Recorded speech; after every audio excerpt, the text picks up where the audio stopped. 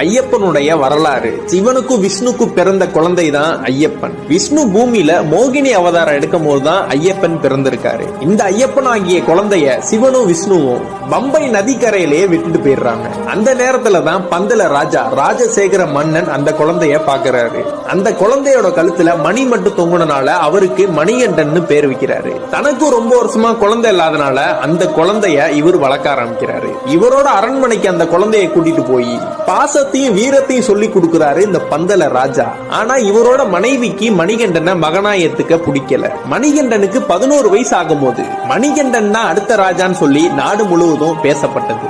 அதனால பந்தல ராஜாவின் மனைவி ஒரு பிளான் போடுறாங்க. தனக்கு உடல்நிலை சரியில்லாத மாதிரியும் அதை குணப்படுத்துவதற்கு புலிப்பால் குடித்தால் மட்டும்தான் அது சரியாகிற மாதிரியும் ஒரு பிளான போட்டு மணிகண்டனை புலிப்பால் கொண்டு வர ஒரு காட்டுக்கு அனுப்புறாங்க. அந்த பந்தல ராஜாவோட மனைவி மணிகண்டனை சாதாரணமா எடை போட்டு புலி அடிச்சு மணிகண்டன் இறந்துருவாருன்னு நினைச்சாங்க. ஆனா அங்க என்ன நடந்ததுன்னு தெரியுமா?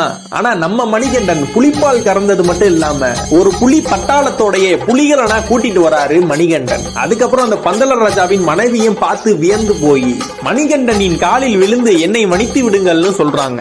என்னை நீங்கள் பெறாவிட்டாலும் என்னை வளர்த்து ஆளாக்கியவள் நீங்கள். எனக்கு இந்த ராஜ பதவிகள் வேணாம். எனக்குன்னு ஒரு இருப்பிடத்தை நான் அமைத்துக் கொண்டு அங்கு வரும் பக்தர்களுக்கு நான் அருள்பாலிக்க விரும்புகிறேன் சொல்றாரு. பந்தல ராஜாவிடமும் ஒன்னு சொல்றாரு. நான் இங்க இருந்து ஒரு அம்பு விடுகிறேன். அந்த அம்பு எங்கே போய் வீழ்கிறதோ அந்த இடம் தான் வேணும்னு சொல்றாரு. அந்த அம்பு விழுந்த இடம் தான் சபரிமலை. இந்த கலியுகத்துக்கே கண்கண்ட தெய்வமா இருக்கிறவர் தான் சபரிமலை ஐயப்பன்.